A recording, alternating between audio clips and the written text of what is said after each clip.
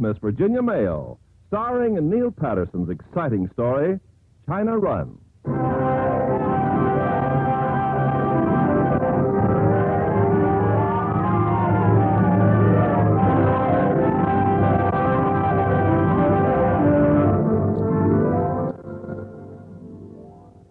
Let me tell you, the sound of the sea is a wonderful thing. Maybe there's a sonnet sweeter than the wind in an arching sail, but I don't know it. There may be a symphony grander than wild waves lashing, but I've never heard it. There is no lovelier sound than a bellboy in the bay when the sailor comes home from the sea. This is what I've heard, and I think it's so. But I know this, too. The blue rolling sea is a fickle sea. She's ready one time to grant your most cherished dreams, and waiting the next with death hiding just below the running waves. Come in. Good evening, Father. Good evening, Father. Come in. You too, Jane. Although I didn't expect you. I wanted to see my son. And I'm only a daughter. But it's nice to know I'm accepted, even if I am a woman. Woman. A mere child, and yet she calls herself... That's enough, James. I want to talk to you. I know, Father. You know. It's always been the same ever since I was 20. You come home for a month, I do believe, only to talk me into shipping out to sea with you. But James... And the night before you sail, you try again. Just like tonight. Then it's no use. No, Father. I don't know why you persist. Because I'm a seaman, I guess. A master of a ship, a good ship. I want my son to succeed. You're so sentimental, Father. But someone must stay ashore to tend the ship's business. You prefer a Dublin counting house to a sailing ship? A sailing ship is like a jail, with a chance of getting drowned. And a sailor? Well, a sailor's a beast of burden. Then there's nothing I can say. Good night, Father. I'll see you tomorrow before you sail.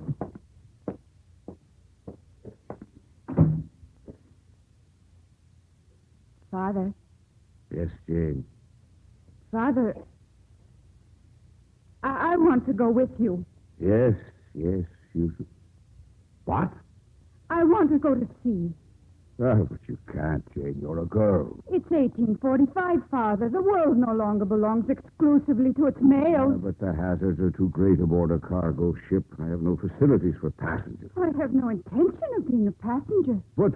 I mean to be a sailor. Jane, you're a girl. I'm as good as any man and better than some. Your brother now. I can't make him go to sea. And you can't make me stay ashore. But the storms, the discomfort. I want to go to sea. Sickness and death. I've got to go to sea. And the China Coast pirates. I must, Father, I must. But I'll be the laughing stock if Tansy McCoy finds out. And who is Tansy McCoy? A miserable Yankee, the vilest skipper on the China Run. Sounds like a competitor. He's the rankest man that ever offended my nostrils. Then why worry about it? All right, but... No more buts, Father. But what will my crew say?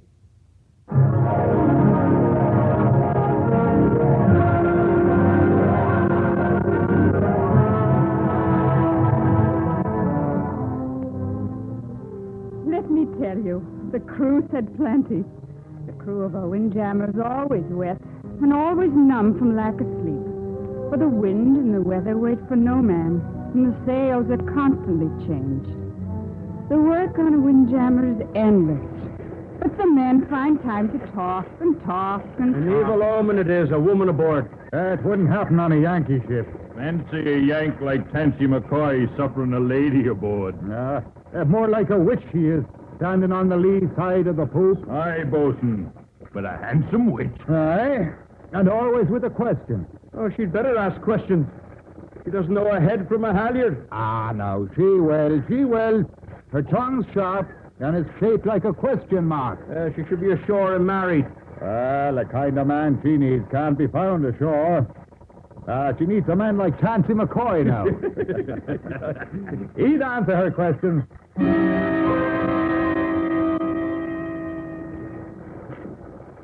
Bosun, I'm...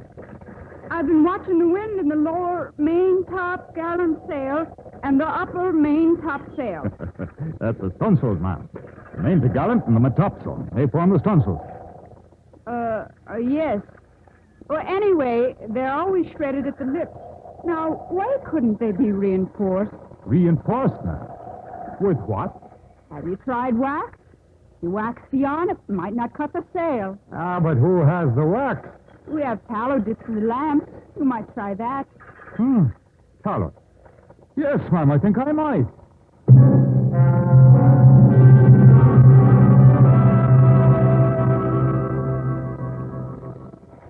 Yes, the crew had plenty to say.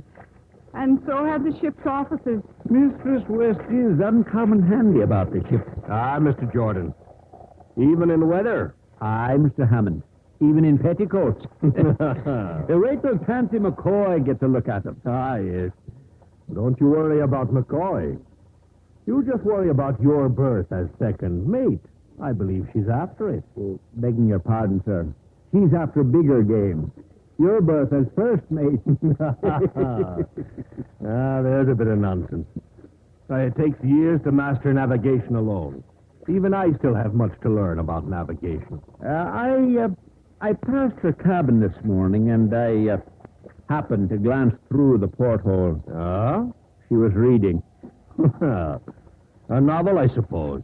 Some fluffy, romantic novel. She was reading the memoirs Of a French actress? an Irish admiral called Advanced Principles of Navigation.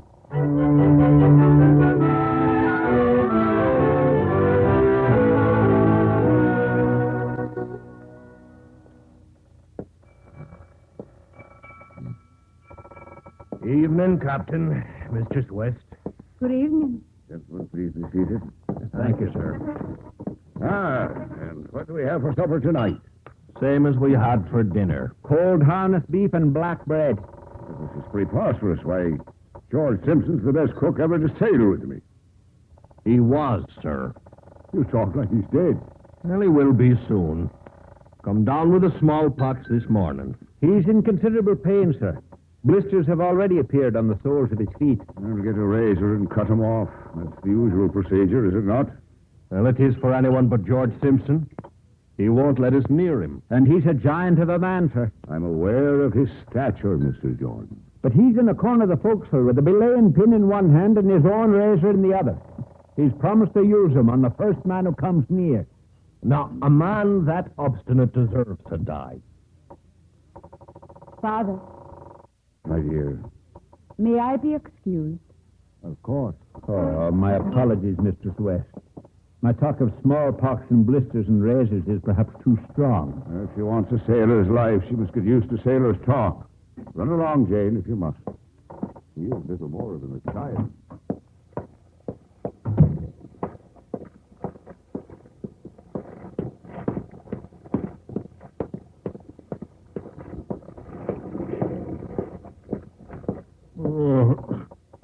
Simpson. Simpson. What do you have there? A bolt of canvas. I'm going to measure you for a shroud. Oh, no. Oh, There. Now all we need is a sinker. oh, Mistress West, I don't want to die. Oh, but you're going to, Simpson.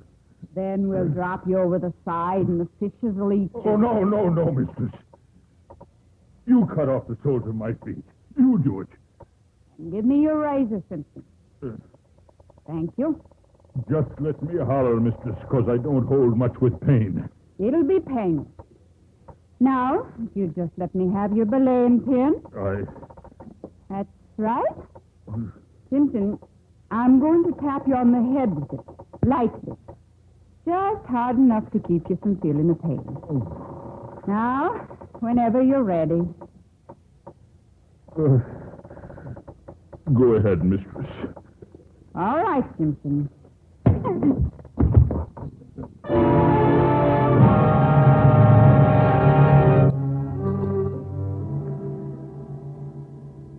Let me tell you, that day was long remembered. And the men gathered round the scuttlebutt talked of it with wonder. Ah, she's Yar, that girl. And a demon with a belaying pin. Is that right, Simpson? A flying fish sailor she is, and I'm that proud of the lump on my head.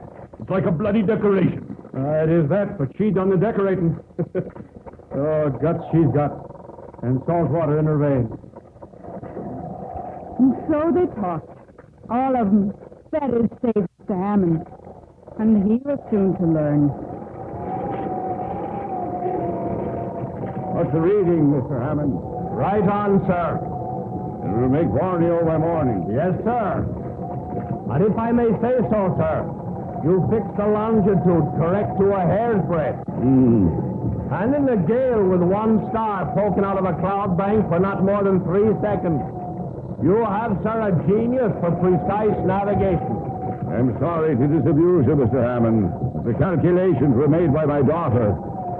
Good evening, sir, and enjoy your shore leave in Borneo.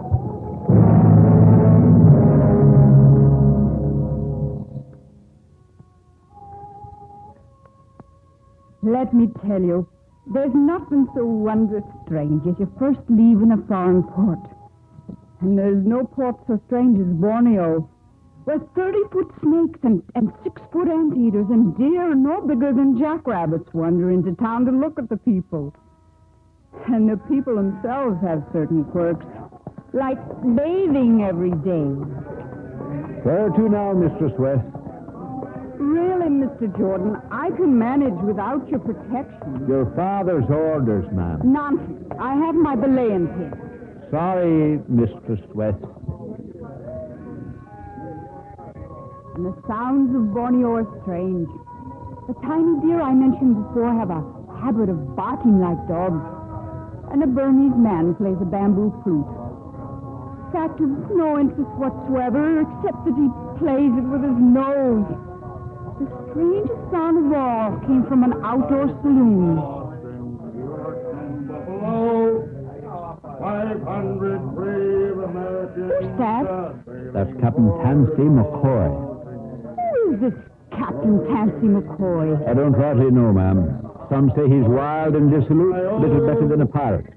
Some say he's the finest Yankee skipper that ever drove a ship.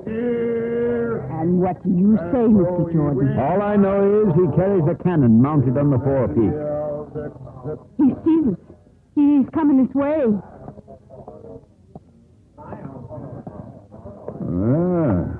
And who, sir, are you staring at?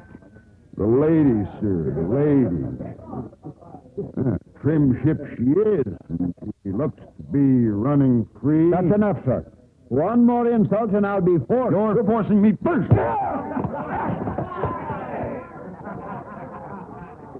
And now, my pretty lass. Take another step. I love a lass with juice and ground. I'm warning you. Warn away. You wouldn't hit me with that belaying pin. Of course I wouldn't.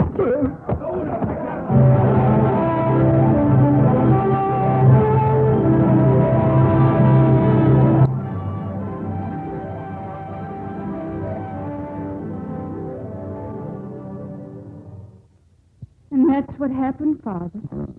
What about Mr. Jordan? I left him with some missionaries. His jaw was broken. And McCoy? I left him on the ground. I think I might have killed him. Good riddance. What'll I do for a second mate? Father, I'd like Mr. Jordan's berth as second officer. I don't know. You do know. I wonder. You know I can handle it. Of course you can. I wonder if you didn't plan it all just to get Jordan's berth.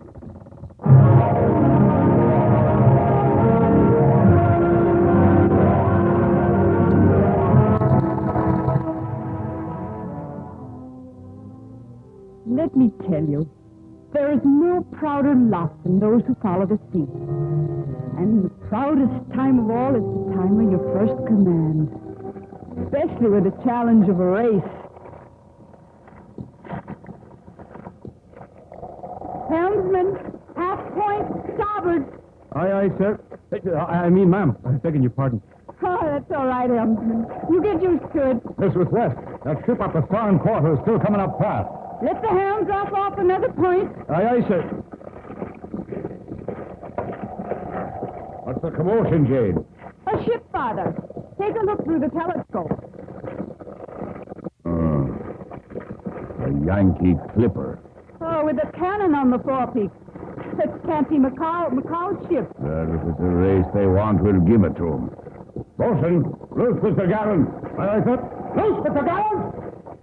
The Yanks still gaining, Father. Bosun, can't you set more sail into the Royal? Captain, we've set everything we got, except in the second mate's petticoats. No use, Father. He's hard upon us and coming alongside. If after trouble he's going to find it. Ahoy! Ahoy! Up and west! It's McCoy, Father. I didn't kill him after all. Pick up, you Yankees! Come! Up and west! I want to marry your daughter! Never! Not for 1,000 pounds! Too much, Captain West! But I'll give you 100. Hard, you... Careful, Captain. There's a lady aboard. See you in the Philippines.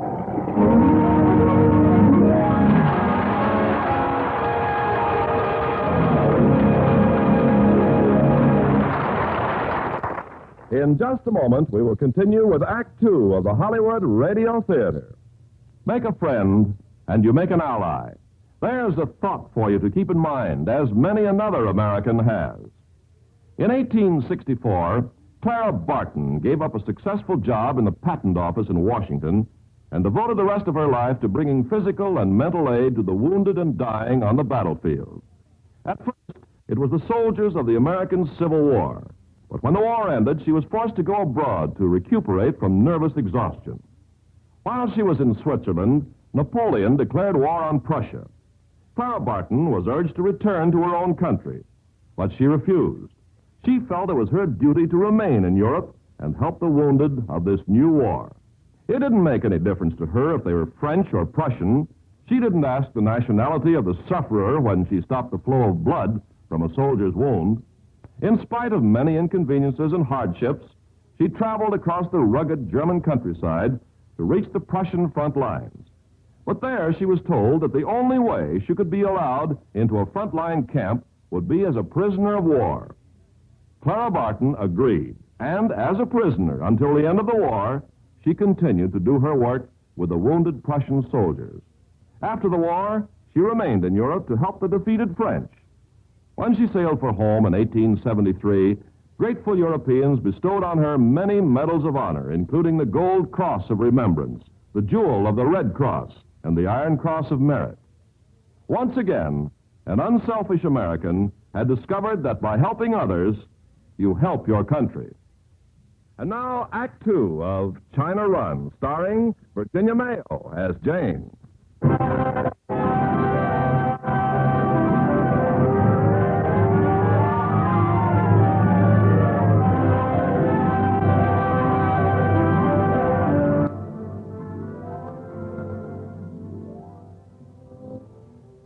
Let me tell you about the Philippines. More than 7,000 islands sprawling like spilled pepper into the China Sea. Sort of an interesting place where a lot of people prefer roast dog or fried locust to any delicacy you could name. A place where nobody looks at an orchid, possibly because more than 900 varieties grow wild. In Manila, they make the world's best spittoons and go to a university called Santa Tomas, which was founded in 1585, half century before Harvard. Yes, Manila's an interesting sort of place, full of surprises. First came not an hour after we birthed. Top of the morning, Mrs. Westmount. And a glorious day to you both. It may continue to be so, but I've got my doubts. There's a visitor on the poop wishing a word with your father. My father's ashore, as you very well know. Aye, and the visitor, therefore, is wishing a word with you. Very well, I'll see him. It's only one thing, ma'am. It's Captain Tansy McCoy.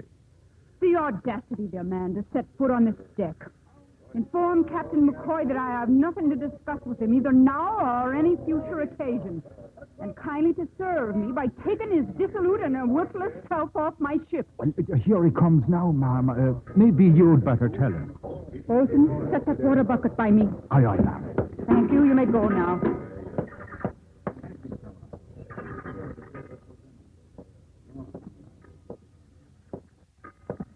Ah, there you are. Captain McCoy, will I you come please... to the point, Mistress West. I come to call on Captain West to present my credentials. For what purpose? With the hand of his daughter in marriage. My father were here. I'm sure he wouldn't give it to you. Well, then it's better that he is absent. Quite frankly, Mrs. West, I don't hold with your stodgy Irish custom of asking a father's permission. And quite frankly, Captain McCoy, I don't hold with your savage American practice of asking no one's permission. Of kidnapping young ladies in a Western Indian fashion. You've been grossly misinformed, but why should I ask your father? I don't want to marry him. And I would never marry you or anyone without my father's consent. That gives me little choice except to kidnap you in the Western Indian fashion. Take one more step and this water bucket will cool your ardor. Takes more than water to...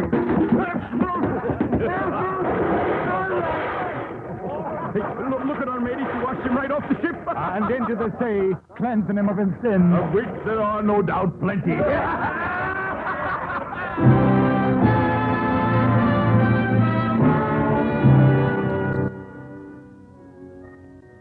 That night, the dockside pubs were full of the affair, and the ship's chandlers who came on board shook their heads gravely. The next morning, a meeting was convened, and the folks...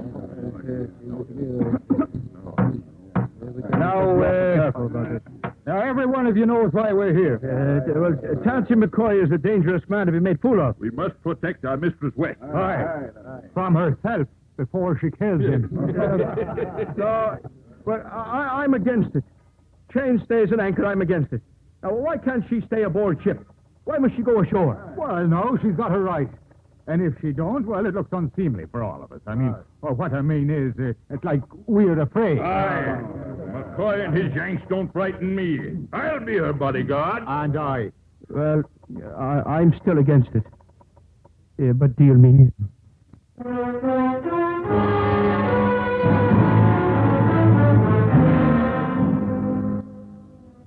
It was an extraordinary procession.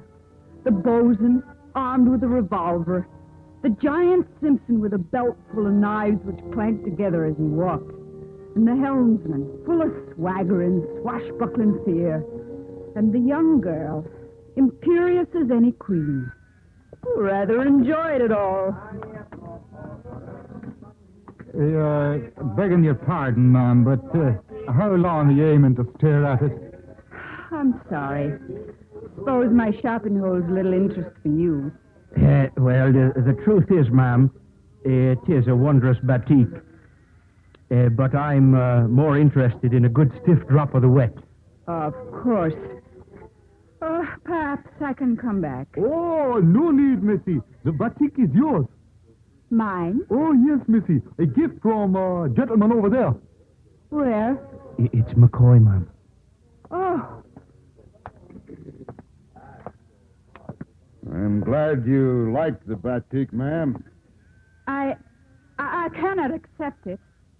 But I insist. And I insist no Yank will give the Mistress West gifts. I already have.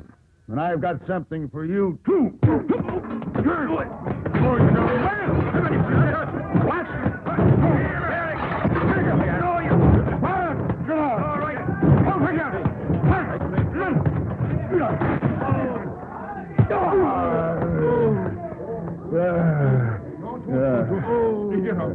all right. Now, Mistress West, Stay away from me. your zoo wants taming, ma'am. And so do you.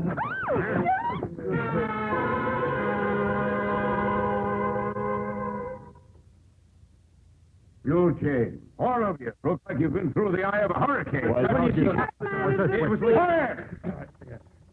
What happened? We met Captain McCoy. But, Jane, where's your skirt?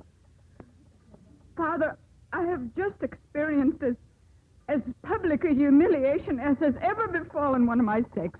Now, miss, it wasn't as bad as all that. And we got in a few good licks of our own, sir. I knifed him in the shoulder, and then... Well, then he must have hit me from behind. And I hit him with a spittoon. You should have seen the spittoon. So, I shot him in the arm, and then... Well, then I purely don't know what happened. Then allow me to tell you. You, Mr. Simpson, were sprawled unconscious in the street. But, ma'am, Helmsman, you were stretched out on a bench as neat as at your own funeral. And you, Bosun, were tossed over a table and were propped stiff-backed and glassy-eyed against a wall. Now, miss. And then he came after me. Jane, he didn't... He swept me off my feet and onto a counter. He pinned me down with his wounded arm, the blood dripping onto my finery. He seized my skirt, ripping it away, threw the silk around his arm and knotted it with his teeth. And then I fled back to the ship in only my 3 petticoats, closely followed by my bodyguard. Now, look, Mistress Get White... parole, you three. Aye. Now, Jane, you know, Americans are a strange race, particularly at love or war. They seem to confuse the two. Perhaps you'd better marry him. Marry him? Never. Do you love him, Jane? I could only love a man who honors, not disgraces me. Who rescues me from violence, not drags me into it. Who shields me from the ills and affronts of the world, not showers me with them. Who sustains, not humiliates me in an hour of need. My, how you run on. You're a child, Jane, confusing a husband with a knight in the novel on a white charger. All I want is for him to let me alone. He'll never do that. Oh, yes, he will. He doesn't want me. I'm just an excuse for him to start a brawl. Father, if you'll only belay my impossibly useless bodyguard. That I won't do. I'll increase it. Please, Father, just in Siam. There'll be no trouble in Siam, Jane. What makes you so sure? Because I intend to play the stern father. You won't be seeing the sights and crowd in the marketplaces. You don't expect me to stay aboard ship. Oh, nothing so drastic as that. But each day you'll go to a home of a friend of mine. An artist. I want him to paint your portrait. All right, Father. I will on one condition. Which is? No bodyguard. Well, I suppose it's just as well. Otherwise, I won't have an able-bodied seaman left in the crew.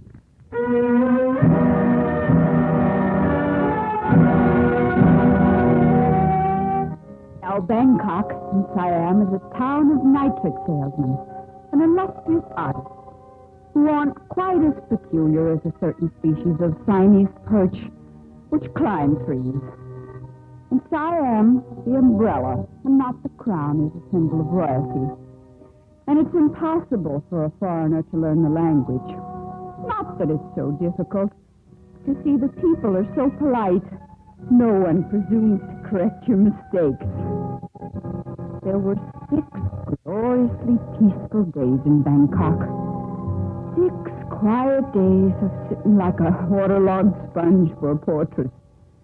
Not a sign of Captain Tansy McCoy. Then, on the 7th day...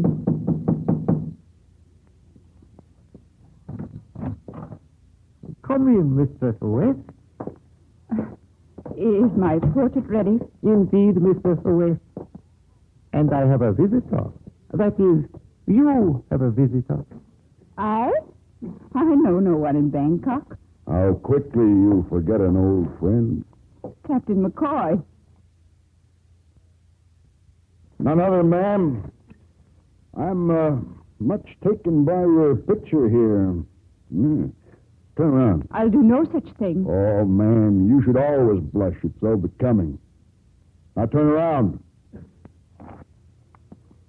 Thank you, ma'am. Yeah, yes, sir. You're something pretty special for the China Sea. You know, you knocked the spots off of any of the last batch of dancing girls the Frenchmen brought in. How dare you? Why is it, Mistress West, you can't accept my compliments any more than you'll accept my gifts? What right have you to give them? What right have you to refuse them? You rate yourself too high. You rate me too easy. Just remember this. There are growlers enough in this sea. Now, I'll waste no more of my time. But first we'll see if temper will thaw you. Men think. West! Mistress West! I will not until you... Captain McCoy, if you will glance on the street, you'll find we're being watched. Watched by not less than 20 seamen from my ship. Perhaps you'd like to fight them all. I think I'll have the opportunity. They're coming this way.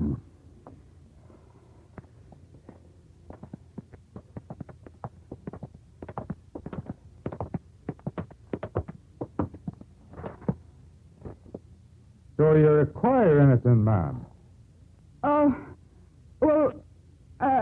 No, thank you, Bosun.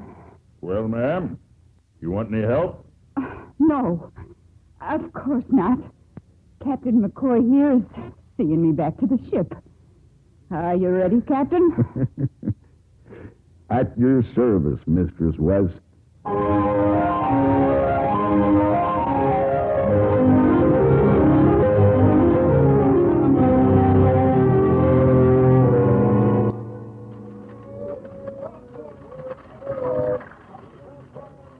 Wait here, Captain McCoy. I'll go fetch my father. Mistress West, you think I'll have trouble with him? Not half the trouble you had with me. That was enough. He's always been dead set against me. Don't worry. I'll be back.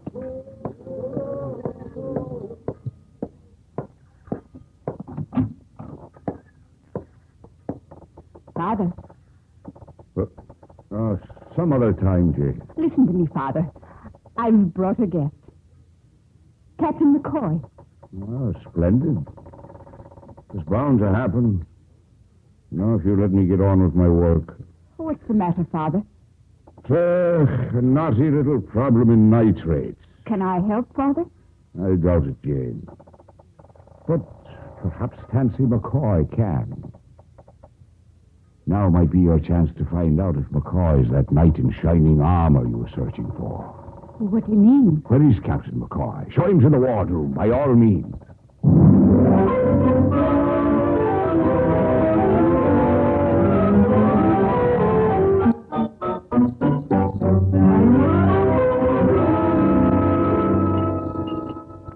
And in Guam, I saw men ride cattle instead of horses. Possibly because they don't have horses to ride. And the women cut their hair. Terrible, isn't it? And I've heard that in Japan, people fly kites like children and eat grilled ape and pickled seaweed. That's true. But you know, the weirdest place I've ever been is an island, half a world away. Oh? Mm-hmm. Well, there are 3,000 sacred wishing wells, and according to the natives, the wee folk flourish, and it's customary to keep them from curdling fresh milk by putting a coffin nail near the crock. How curious. What's the name of this place? Ireland.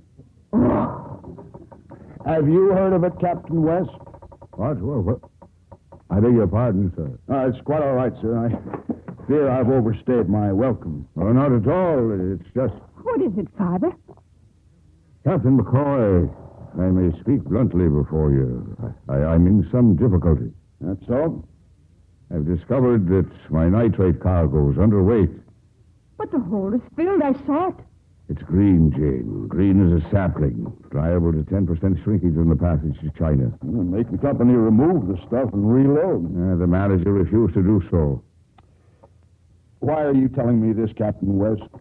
Well, I thought perhaps you might join with me in protest. You've shown certain attributes of leadership among the other shipmasters in this harbor. Together, all of us could You form... overlook one consideration, Captain West. The nitrate in my hold is not green. Then you won't help. What made you think I wouldn't?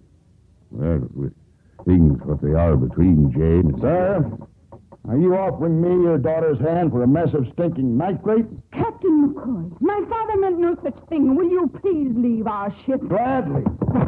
And, Mistress West, why don't you put a coffin nail in the nitrate? Perhaps it would keep it from curdling.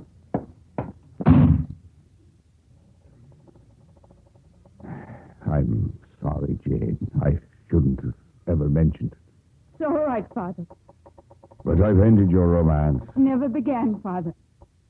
He isn't the only growl in the sea. And he certainly isn't the only ship's master in Bangkok. What do you mean by that? We'll call a meeting of ship's masters. Perhaps our hold isn't the only one loaded with green nitrate. Perhaps if we all get together, something will be done. Even without the exalted presence of Tansy McCoy.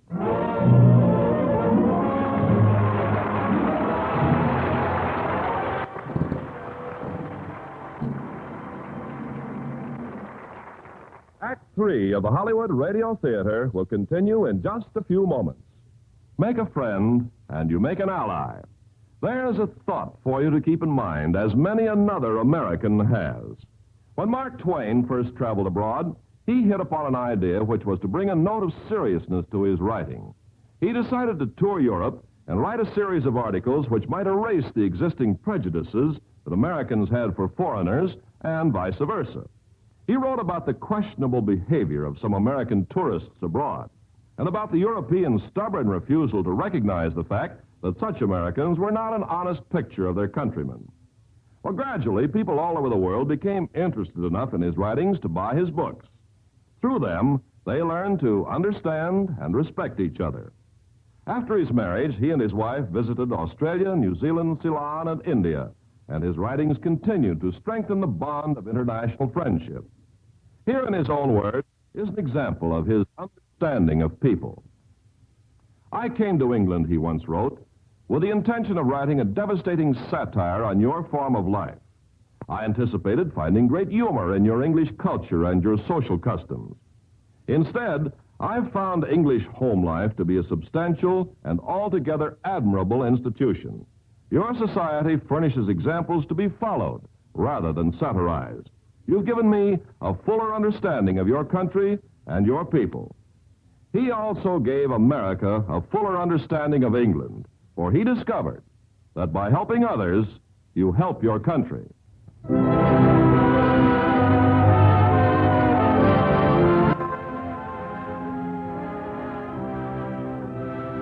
pause now for station identification.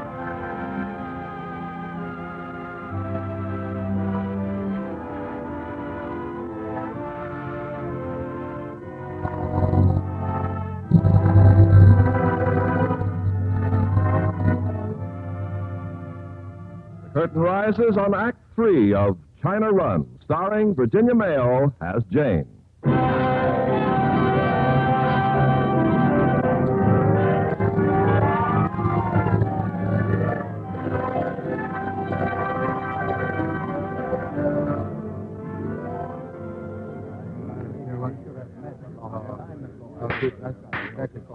Gentlemen, the count shows that a little more than half the ships in this harbor have been loaded with bad odor nitrate.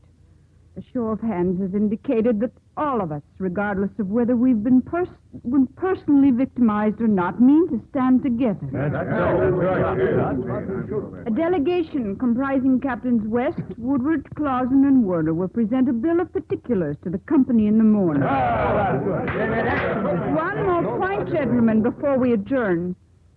Of all the ships in port, only Captain Tansy McCoy's is not represented here tonight.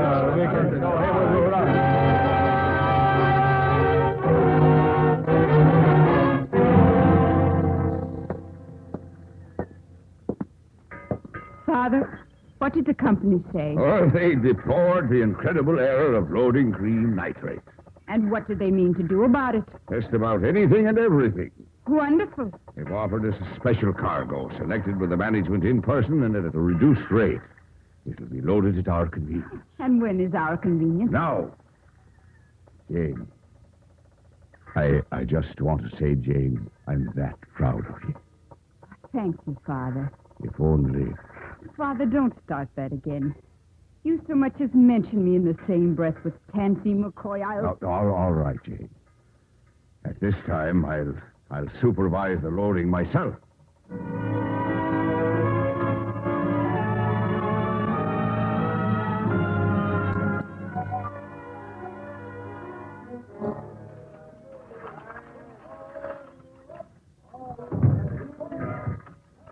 Bolton, secure that cargo line before somebody gets hurt. Aye, aye, sir.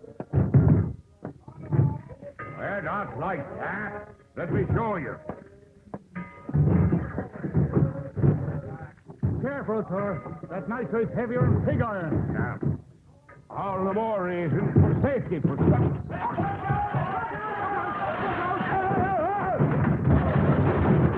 Captain West! Captain West! Father!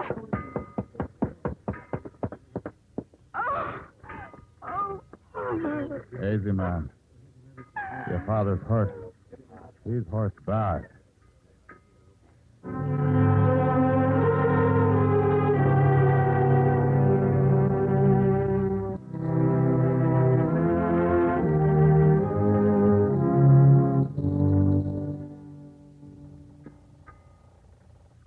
Oh, Mistress West. Yes, Mr. Hammond. The last of the new cargo has been stowed, Mistress West. And I checked the manifest myself. Very good, sir. Have you hired a third officer? I did. An Englishman. He'd been on the beach 2 years and happy to catch a berth home. You've been a great help, Mr. Hammond.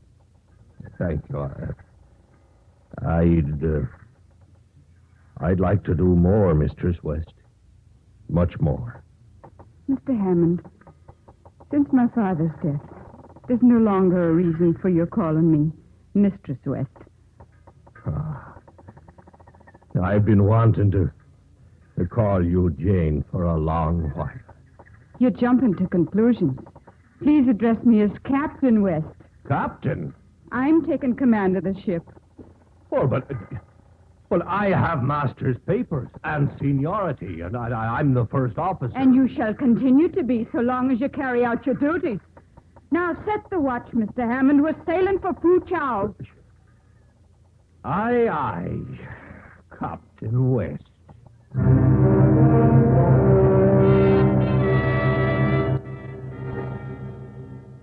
Now, Fu Chao is a river port, rich and stinking.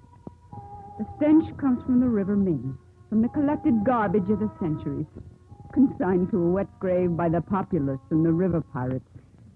Its wealth comes from the illustrious tea of the hinterland. All day long, the buffalo trains converge on the city, bearing tea in lacquered chests. And all day long, among the reefs and the shallows, the pirates wait for a likely ship. What is it?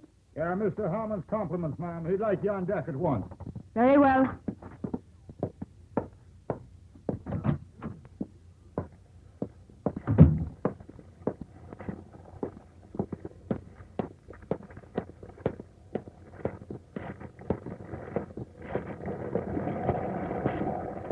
What now, Mr. Hammond? That ship off stern. It's Tansy McCoy's. History repeating itself. But this time, Mr. Hammond, the result will be different. I mean to crew up in Fu Chao before him. Captain West, this ship cannot outsail a Baltimore clipper. We won't outsail him, Mr. Hammond. We'll outsmart him. We'll bear toward shore as we round the cape. It's half the distance. Yes, but the pirates. They'll take the cargo and they'll hold you for ransom. Are you afraid, Mr. Hammond? Now listen to me. I served once with a captain whose wife they took. And they finally returned her. Finger by finger. I'll worry about my fingers if you'll proceed with my command. Aye, aye, Captain West.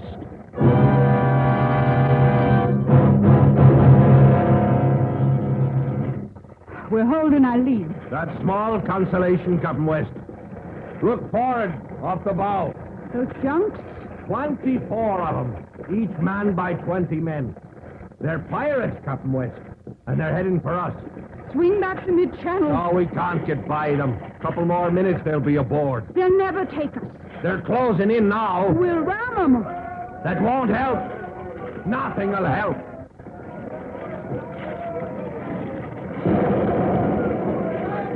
It's McCoy. He's opened fire on them.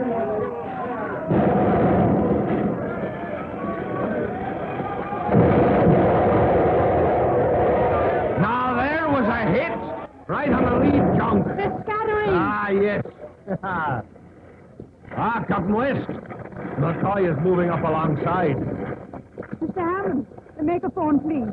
Captain West, are you all right now? Captain McCoy! I am indebted to you! Save your breath, Captain West. My thanks to you, sir! Save your thanks for Fu Chao. Will you meet me at the King Henry? Will you, Captain West? Maybe, Captain McCoy! I'll be waiting, Captain West.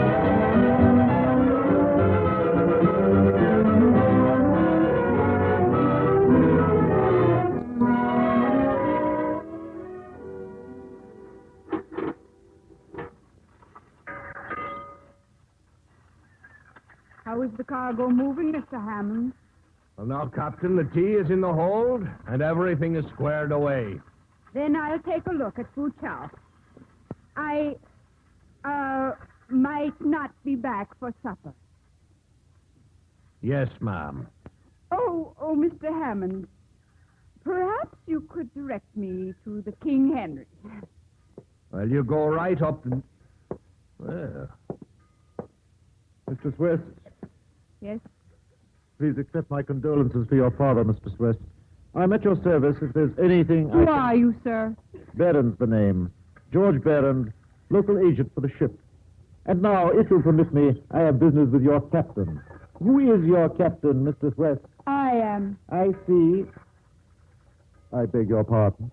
I said I'm master of the ship. But a girl like you, you obviously don't have the master's papers. No. But then the insurance will be revoked, and the cargo will be jeopardized. Well, the ship must be handed over to the first officer immediately. Don't tell me how to run my ship, Mr. Barron. I'll tell you this, madam. Unless your first officer takes over immediately, I shall notify the British consul and you'll not get clearance papers. You'll rot in Fu Chao till your command is confirmed by Dublin, and that will never happen. Good day, madam. You were asking me about the King Henry, Captain West. Belay that, Mr. Hamill. We're sailing. Sailing? But you heard what he said. We're sailing immediately for Dublin.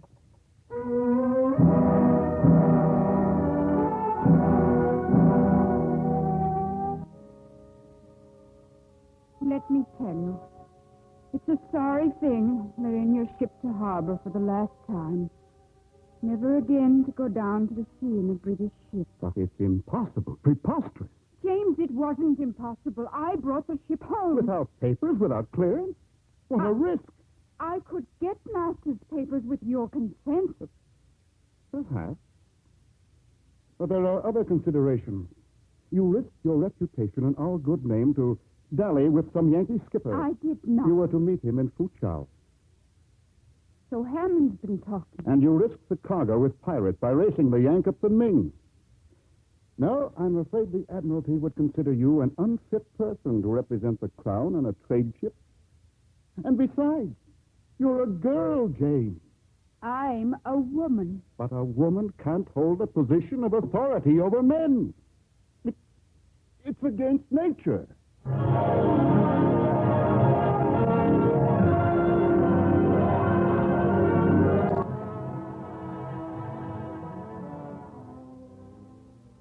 And so it went. Months of wrangling. Months of sitting by the window in silence, watching the gulls and the ship sink in the Irish Sea. Plenty of time to remember the things that could never be forgotten. There was Jordan, the second mate. Mistress West is uncommon handy about ship. And Simpson, the cook. A giant of a man. A flying fish sailor she is. I'm proud of that lump on my head. It's like a bloody decoration. And the bosun, who taught of stunsails. She is Yar, that girl. A daemon with a belaying pin. And the helmsman, who took the first orders I gave. Aye, it's guts the Mistress West has. And salt water in her veins. And Tansy McCoy, a wild and dissolute man. Trim ship she is. She looks to be running free.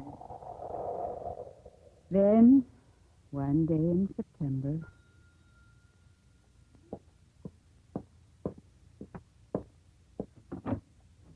Yes? My compliments, Captain West. Captain McCoy. I waited for you in Fuchao. You never came. I know. Then I learned the reason, Captain West, and so I came to you, 5,000 miles by the log. Isn't it wonderful? There's just one thing, Captain West. There's only one master of my ship. That's me. Yes, Captain McCoy. But I'd be proud to make you mistress of it. Oh, Captain McCoy. I could use a good first mate who's handy with a belaying pin. Captain West, will you marry me? Oh, Tansy. Jane, my darling.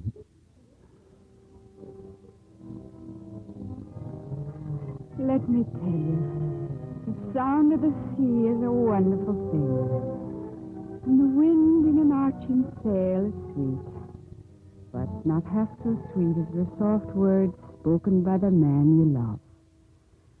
This is what I've heard, and now I know it's sure. Sure as my name is Mrs. Tansy McCoy.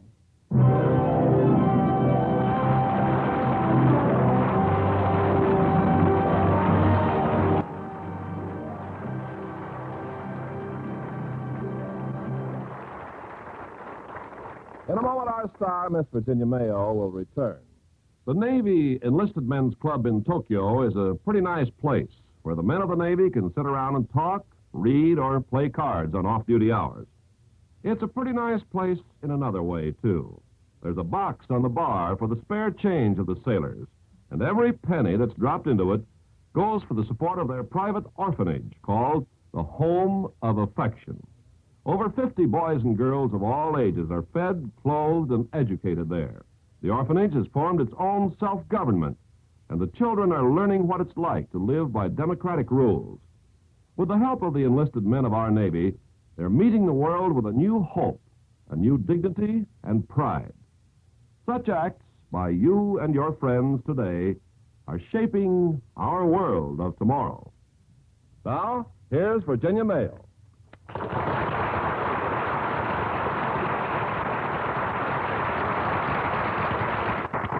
Well, it's good to be back on land again. But I thoroughly enjoyed playing the part of Jane. And I'll be listening next week to your play, The Lady and the Tumbler. Yes, don't miss it, Virginia. It's a colorful and amusing romance with a dash of mystery. And it was chosen as a starring vehicle by one of our most popular stars, Fred McMurray. Ah, sounds exciting, Ken. Good night. Good night.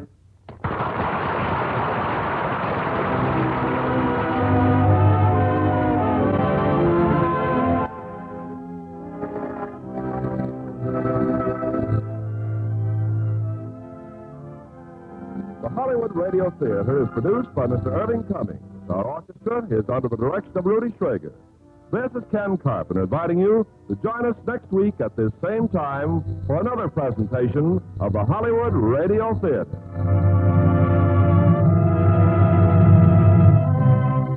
Hollywood Radio Theatre is a presentation of the United States Armed Forces Radio Service.